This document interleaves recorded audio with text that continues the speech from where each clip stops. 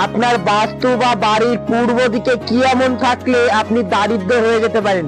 তো নমস্কার দর্শক বন্ধু, আমি অনুরাগ শাস্ত্রী।